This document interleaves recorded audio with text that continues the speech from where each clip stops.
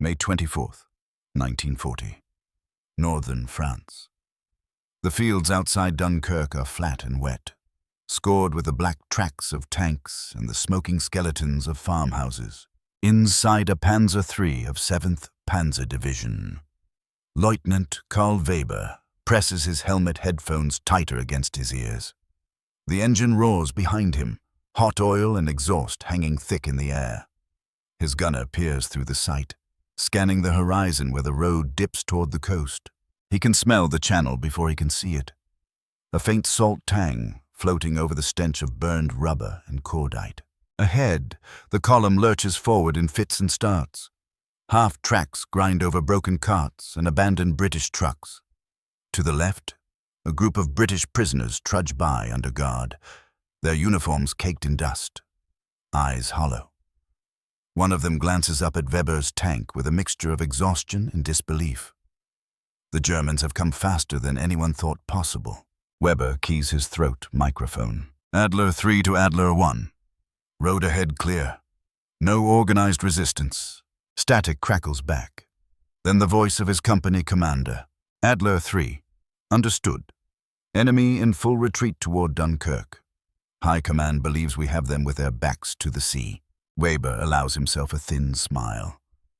2 weeks ago, back on the German border, he had traced a finger over a map, following the sweeping arrow of the plan that cut through the Ardennes. It had seemed ambitious. Now it feels inevitable. City after city, river after river. The Panzer spearheads have sliced through Belgium and northern France, outflanking the French and British armies that had expected a repeat of 1914. A shadow passes over the tank. Weber looks up. Stukas, Ju-87 dive bombers tip from the sky with their sirens screaming, dropping toward a cluster of distant buildings that mark a crossroads. A moment later, dull thumps roll across the fields and pillars of smoke blossom upward. Somewhere ahead, British rear guards are being swept aside, trying to buy time for their comrades who are running, always running, toward the sea. On the beaches near Dunkirk, that same morning, British staff officers stand on a dune and stare in disbelief. The sand below is already crowded with men and vehicles. Lorries lie nosed into the surf. Artillery pieces sit abandoned in neat rows. A few small ships and fishing boats dot the grey water, but there is nothing like the armada they need. Behind them, inland, the sound of artillery drifts closer. If those tanks break through the canal line, one officer mutters, this will be a slaughterhouse. Back at Army Group, the headquarters, in a French chateau far from the front. The war feels strangely quiet. Maps cover a long wooden table. Little blue and red blocks show the line of the pocket forming around Dunkirk, like a fist closing. General Gerd von Rundstedt studies the situation with tired eyes. The Panzer divisions have raced ahead of the slower infantry, their supply lines stretched, their crews exhausted. Reports mention marshy ground near Dunkirk, fears of mechanical breakdowns, the risk of a sudden Allied counterattack. Above all, there is a belief that the Luftwaffe can finish the job from the air. An adjutant steps in, pale and stiff. Mein Generaloberst, the Führer is on the line. In another room, a telephone crackles. Adolf Hitler listens to his generals, to Hermann Goering promising that his aircraft can crush the trapped enemy, to those who caution that the precious armored divisions must be preserved for the next phase of the war. The victory in the West already looks complete. France is tottering. Britain, it seems, has no way to save the army now cornered at the coast. Hitler hesitates, then gives a decision. By midday, the order ripples outward through corps, divisions, regiments. All panzer units are to halt along the canal line. Proceed no farther toward Dunkirk. Leave the encircled enemy to the artillery and the Luftwaffe. On the front line, Weber's tank judders to a stop at the edge of a shallow canal. He leans out of the turret as a dispatch rider arrives, mud spattering from his motorcycle. The company commander gathers his officers between the tanks, wind tugging at their maps. The order is clear, he says. We hold here. Infantry will come up and relieve us. We do not advance on Dunkirk. Around them, the idling engines cough and then begin to die, one by one, until the fields fall strangely quiet. In the distance, the British columns keep moving, streaming toward the beaches that are still within reach of German tracks. For a few crucial days, the sharpest blade of the Blitzkrieg will remain sheathed, a few miles short of annihilating the British Expeditionary Force. May 26, 1940, near the canal line west of Dunkirk. The dawn comes slow and grey, seeping into low clouds that smell of rain and smoke. Lieutenant Karl Weber wakes in the shadow of his own tank, stiff from a few hours of sleep on a bedroll laid over the damp ground. The Panzer III looms above him, hull streaked with mud, its gun pointing not toward the sea, but idly across the fields they have already taken. Engines cough to life in the distance, not from panzers, but from trucks bringing infantry forward at a plodding pace. Somewhere behind the clouds, engines snarl again, higher, thinner, more distant. The Luftwaffe. Weber chews on a piece of black bread, eyes the horizon. If he strains, he can just make out a faint haze over the distant line of trees and low buildings, a blur of smoke and dust where Dunkirk lies. He thinks of the map he saw last night, the narrow gap between his regiment and the sea. His fingers curl into a fist. They could be there already. "Lieutenant, sir." His gunner approaches, helmet under his arm. Messages from battalion. High command is pleased. The British are trapped. Trapped, Weber repeats, tasting the word. It feels wrong as he looks out over the open country, the unbroken road. "We are ordered to sit and watch them drown at the coast. Is that it?" The gunner shrugs. "That is for Goering and his Stukas. For us, it is to conserve strength. There will be more battles. More battles." Weber glances at the tank again. The crew has been pushing it hard for weeks. The engine needs maintenance. The track pins are worn. Part of him is relieved to rest. Another part feels as if someone has grabbed his arm mid-punch and held it back. Across the lines, that same morning, the British see the pause with the raw hunger of men given a second life. On the beaches of Dunkirk, Corporal James Hargreaves of the 2nd Royal Warwickshire Regiment moves with thousands of others in a slow, shuffling mass toward the water. The sand is churned into a dark, wet paste by hundreds of boots. Abandoned rifles jut from the ground like broken fence posts. The air hums with voices, shouted orders, and the distant thud of bombs. Columns of smoke rise from burning oil tanks near the harbor, spreading a dark veil over part of the sky. You would stand shoulder to shoulder with them, feeling the press of bodies, the sting of salt in your eyes, the tightness in your throat every time a Stuka siren starts its ugly wail. James glances inland. Beyond the low dunes, somewhere past the thin line of French and British rear guards, the Germans are out there. He expects at any moment to see tanks crest the rise, black crosses on their hulls, guns blazing. Yet the horizon remains strangely empty. The artillery that falls around Dunkirk comes mostly from guns, not the direct fire roar of panzers. The attack that would crush them never comes. Behind James, in the shallows, small boats bob and jostle. Naval ratings shout names and numbers. A destroyer stands farther out, grey against the dim sea, smoke drifting from its funnels. Operation Dynamo has begun. That evening, as the first full day of evacuations draws to a close, RAF fighters fight desperate battles high above the beaches, clashing with Luftwaffe squadrons whose pilots curse the stubborn British defense. Smoke screens billow along parts of the shoreline, hiding concentrations of men from diving bombers. The sea grows choppy, but the ships keep coming. Navy vessels and, increasingly, little civilian boats from across the channel. On the German side, at Army Group A's command, staff officers mark the estimated number of Allied troops still in the pocket. The Luftwaffe reports ships sunk, troops killed on the beaches. Numbers are passed upward. shaped into an image of a defeated enemy being methodically annihilated. Weber hears the talk around the company cookfire that night. They are finished. Trapped in a cauldron at the sea, even if some escape. They will be without weapons, without vehicles. What can such an army do? He says little. In his mind, he pictures those beaches he has not seen and tries to imagine what would happen if his tank, and a few hundred others like it, were still rolling forward instead of cooling in the dark. 700 yards of sand, a mile of dunes. Exhausted soldiers packed tight, no defenses, no heavy guns. He can almost see it, the sharp muzzle of the Panzer III's 37mm gun swinging left and right. The tracks grinding over abandoned lorries. The sudden screams of panic as the mass of men realizes that the steel spearhead has reached them after all. The British Expeditionary Force, destroyed in place. The core of Britain's professional army wiped out in one terrible day.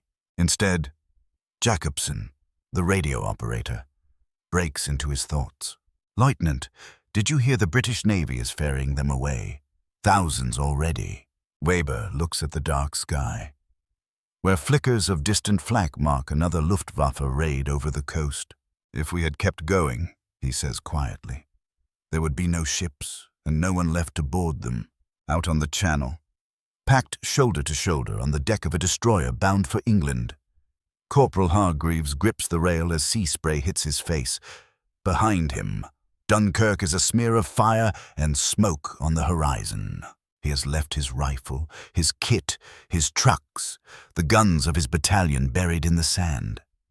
He has one thing left that Britain cannot afford to lose himself, and the hundreds of thousands like him who will someday stand in new lines, on new shores, and face the Germans again. A war that might have ended on the beaches of Dunkirk has been given a second act, gifted by an order that told Germany's armored spearheads to stop when they were closest to victory. June 22nd, 1941, near the Bug River, border of the Soviet Union. Night clings to the forests in heavy folds. Mist curls over the fields, silver in the pale starlight. Obergefreiter Franz Müller lies in a shallow scrape of earth beside his comrades of the 17th Infantry Division, his breath steaming in the cool air. His rifle rests at his side, bayonet fixed, magazine full. Somewhere behind him, a field gun is being manhandled into position, its wheels squeaking softly. He glances at his watch. It is almost 3 a.m. Down the line, officers move in hunched silhouettes, whispering final instructions. Grenades are checked, ammunition pouches tugged tight, helmets adjusted. A long, thin line of men, stretching through the fields and woods, waits on an invisible threshold between peace and a new, monstrous war. Farther back, in a field thick with dew, a column of panzers waits under camouflage nets. Engines are silent. Crews smoke in the darkness or sit on the hulls, talking in low voices. One of them, a sergeant with a map spread on his knees, traces a route with his finger. Bialystok, Minsk, Smolensk, then on to Moscow. 8-10 weeks, he murmurs. They say the Bolshevik colossus is rotten. One kick and it will fall. You can almost smell the confidence, mixed with gasoline and cold coffee. They have done this before. In Poland, in France, in the Balkans. Fast armored thrusts, pockets, encirclements, victory through movement. In East Prussia, at Army Group Center headquarters, men in crisp uniforms stand around a table crowded with arrows and unit markers. Officers of the General Staff speak of timetables and railway schedules. The plan, Operation Barbarossa, calls for a lightning campaign finished before autumn rains, before winter, yet already, in quiet corners. Some remember the weeks lost in Yugoslavia and Greece, the sudden diversion of panzer divisions to crush a Balkan campaign that should never have been needed. They know that those weeks have pushed the start of this huge operation deeper into summer. There is less room for error now, less cushion between advance and cold. At 3:15 the night explodes. German artillery roars to life along a front that stretches from the Baltic to the Black Sea. The ground shakes under France's elbows as shells scream overhead towards Soviet border posts. A moment later, searchlights stab across the river as assault teams surge into boats, paddles biting into black water. France splashes ashore on the Soviet side, boots slipping on wet stones. Ahead, a Soviet bunker belches a few uncertain shots before a grenade bursts at its firing slit. Men shout in Russian, in German, in wordless cries of fear. Above, waves of bombers growl eastward, their silhouettes barely visible against the faint, brightening sky. Targets have been marked: airfields, rail hubs, command posts. Luftwaffe crews grin tightly, thinking of surprise, of lines of enemy planes caught on the ground. In the Wolfschanze, the wolf's lair deep in East Prussia's forests, Adolf Hitler listens to reports as they pour in through the morning. Reconnaissance photographs, telephone calls, coded messages. He paces a narrow room lined with maps of the Soviet Union, a vast expanse of green and tan broken by rivers and names like Smolensk, Kiev, Leningrad. He believes this is the blow that will decide the war. Britain, holding out alone across the Channel, must crumble when its last potential ally in Europe is smashed. Germany will gain wheat, oil, iron ore. The English will be isolated, starved, forced to submit. As day rises, the initial reports seem to justify every hope. Soviet frontier divisions reel backward, their lines torn open by coordinated attacks. Entire air fleets are caught unprepared, hundreds of planes destroyed where they sit, wings shredded and burning. Prisoners crowd into makeshift pens, bewildered, some still half asleep from beds they left only hours earlier. France marches east along dusty roads lined with wrecked Soviet vehicles, past villages where peasants stare with blank faces at the endless columns. He hears officers talk of victories measured in miles, in divisions shattered, in prisoners counted by the tens of thousands. In a staff car bouncing along a rutted track, a colonel opens his diary and writes, hand jarring with each bump. The Russians are weaker than expected, disorganized, slow to react. If our pace continues, we will take Moscow before the leaves fall from the trees. The campaign in the east may end this year. He does not write the other thought that flickers at the edge of his mind, the one he heard in whispers at a staff briefing. If only we had begun in May instead of late June. If only the Balkans had not pulled our armored formations away. Time, the one resource they cannot reclaim, is already shrinking. But under a summer sun, with roads dry and the enemy in chaos, that worry seems small. The German armies roll east in great, confident strides, unaware that every mile they gain is also a week closer to a winter that their leader has not truly accounted for. October 1941. East of Smolensk.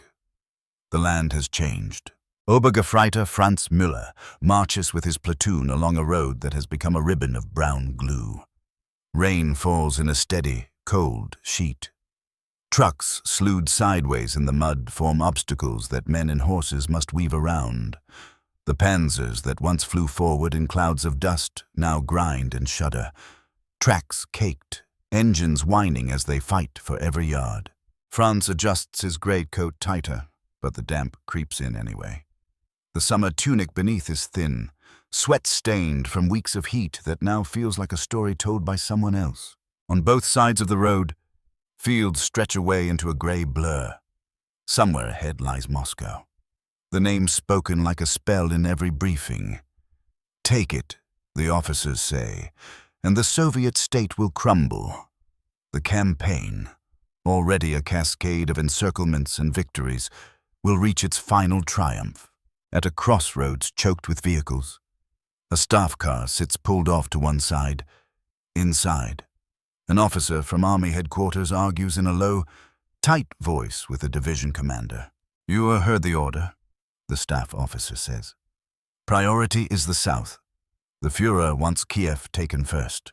The panzers must turn away, crush that pocket, then swing back toward Moscow. We are already halfway along the road to the heart, the division commander answers, jabbing a finger at a folded map.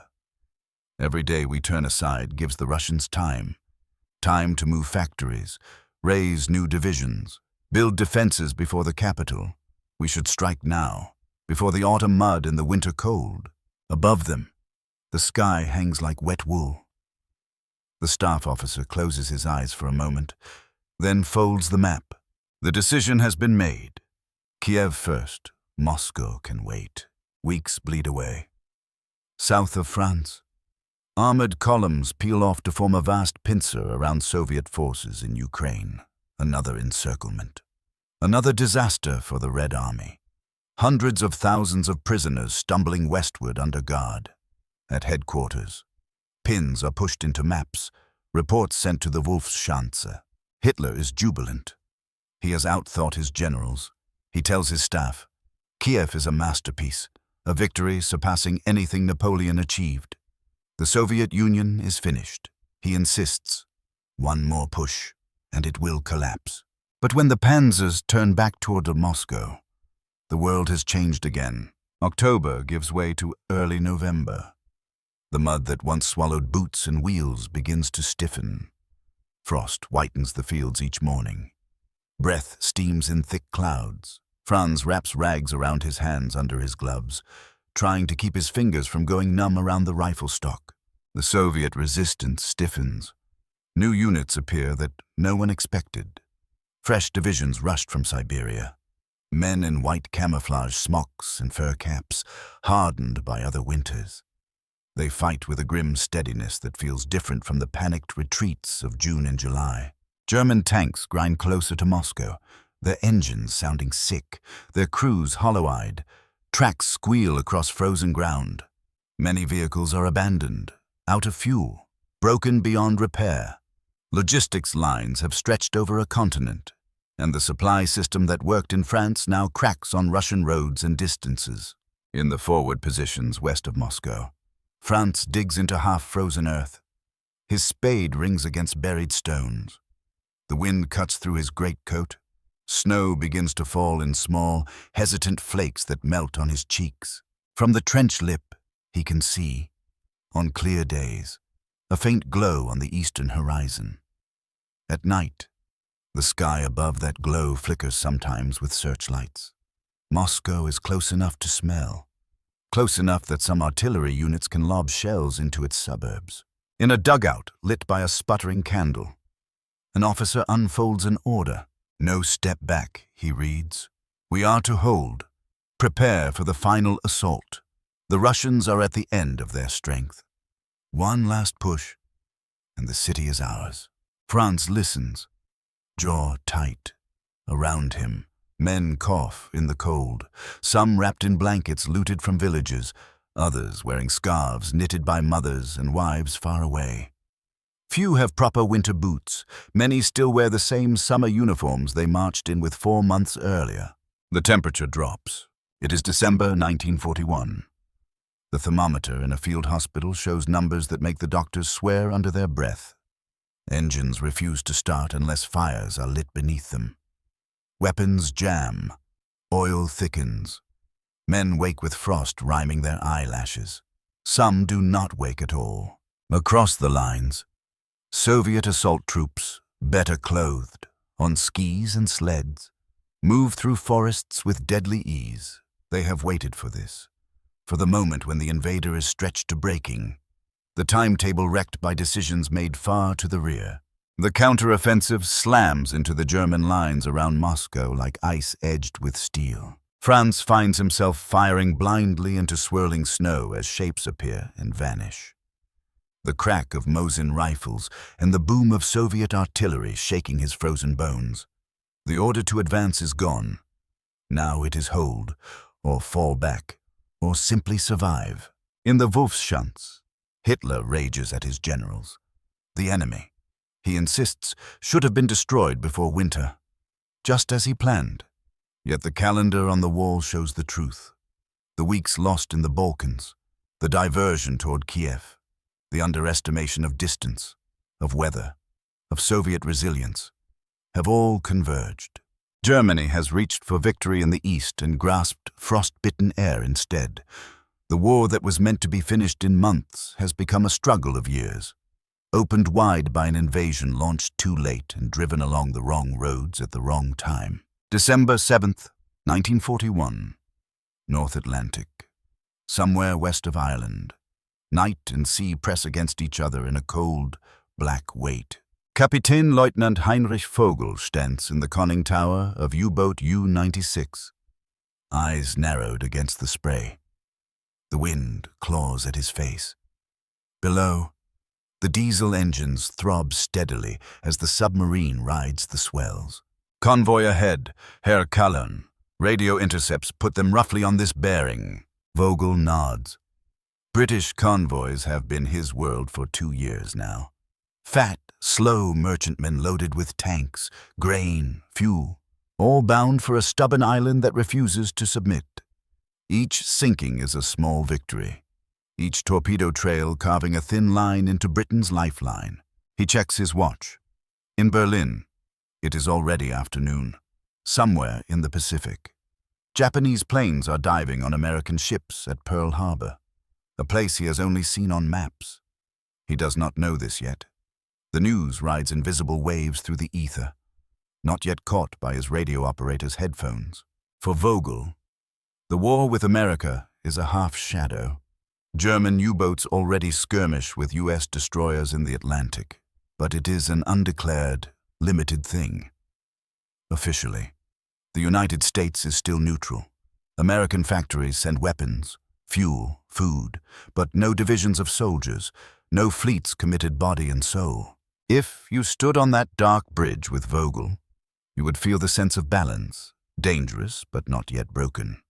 Britain is strained, the Soviet Union bleeding on the plains before Moscow, and the American giant is awake but not yet fully in the fight. In Berlin, the wireless crackles to life in the foreign ministry. A junior official rushes down a corridor, heels loud on the marble. He bursts into a conference room where senior diplomats sit with coffee cups and folders.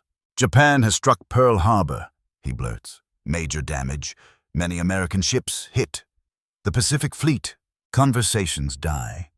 Men glance at one another, weighing possibilities. Some see danger. Others see opportunity. At the Wolfschanze, Hitler receives the same news with a gleam in his eye. He paces, hands chopping the air.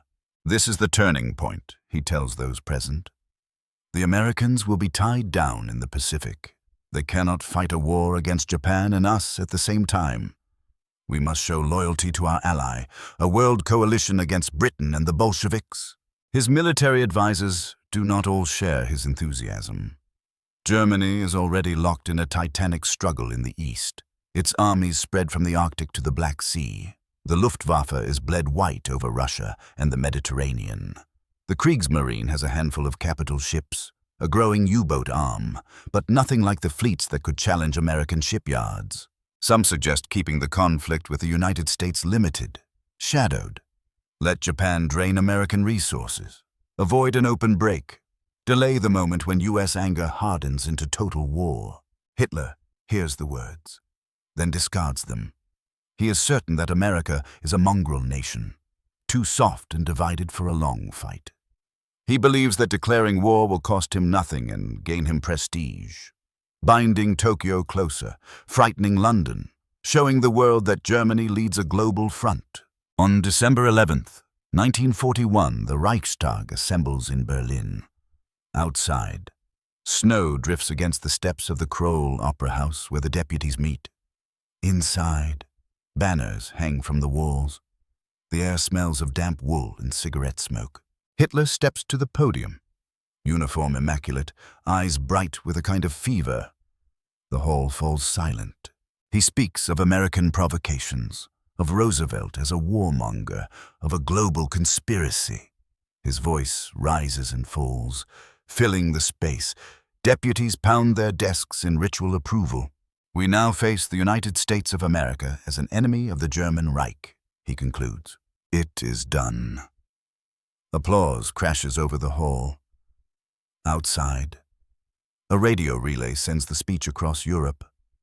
In Washington, President Franklin Roosevelt listens as the words reach American ears. The attack at Pearl Harbor had already shocked and enraged the nation. Now, Germany has spared him the messy work of persuasion. No more half measures. No more limited escort missions or hesitant aid. Now it is war. On the Atlantic that night, Vogel finally receives the news, relayed through coded signals. Declaration of war with the United States confirmed, his radio operator says, eyes wide. Vogel stares out at the dark sea, thinking of all the ports and ships, the shipyards and factories that word has just unleashed. Somewhere, deep inside, he feels a faint chill that has nothing to do with the wind. Germany has chosen to fight not just Britain and the Soviet Union, but now the richest industrial power on earth as well. A power that might have taken longer to enter the struggle if it had not been formally invited. Summer 1943. A grey morning over the North Sea, on the deck of a Liberty ship ploughing east in convoy. Corporal James Hargreaves leans on the rail and squints toward the horizon. Around him stretch columns of freighters and tankers, smoke streaming from their funnels, escorted by sleek destroyers bristling with radar and guns. He feels the thrum of engines through the metal beneath his boots, the vibration of an industrial giant that now feeds Britain and the Soviet Union with an endless river of steel. Crates and tanks bear fresh stencils, USA.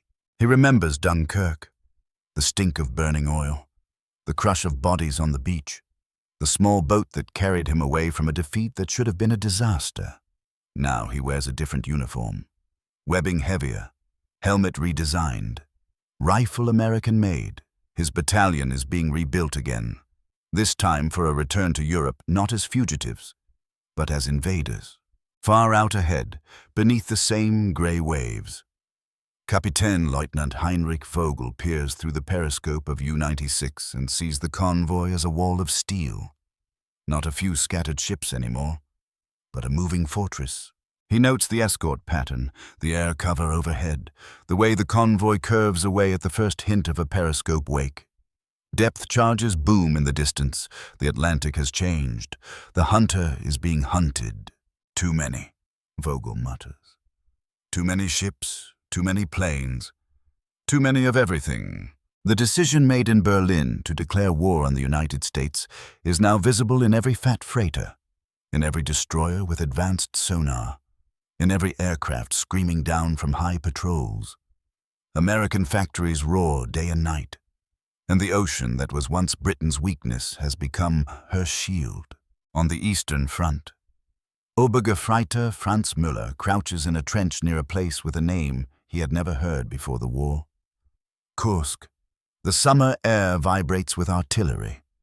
The ground trembles under the approach of tanks, German and Soviet, converging in the largest armored clash in history.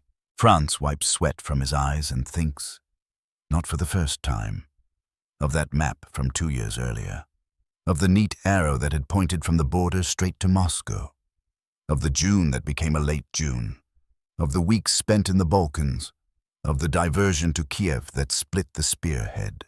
Now the Red Army is not reeling, but ready. New tanks, new tactics, endless reserves.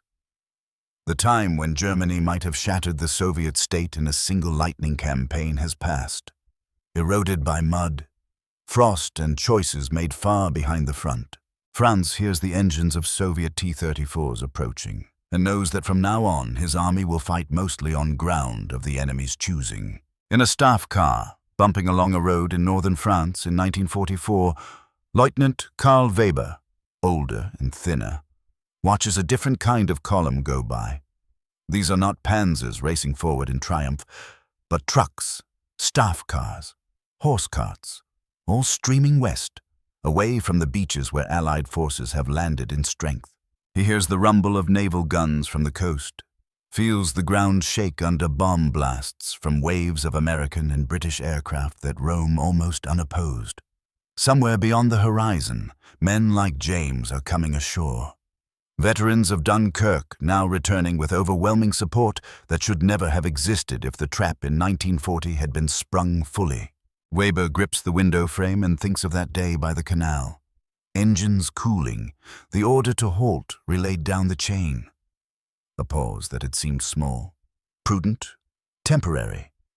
Now it feels like the first stone pulled from a wall before the whole structure gives way.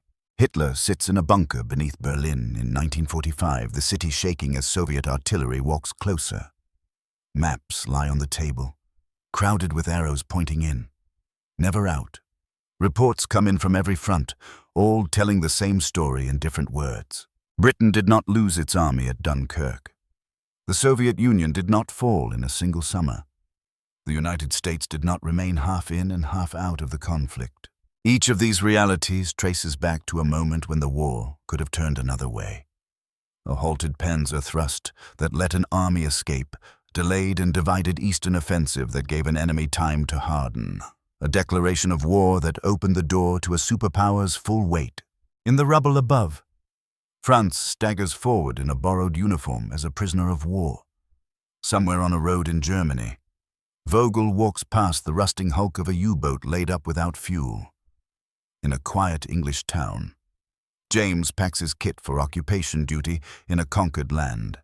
Weber burns his uniform in a farmhouse yard and stares at the smoke curling into a sky he no longer recognizes. The war that might, in another pattern of decisions, have ended with a German victory instead closes on a ruined Reich. Not because Germany lacked courage, or effective weapons, or early success, but because at three critical moments, one man chose pauses, diversions and enemies that turned near victory into certain defeat.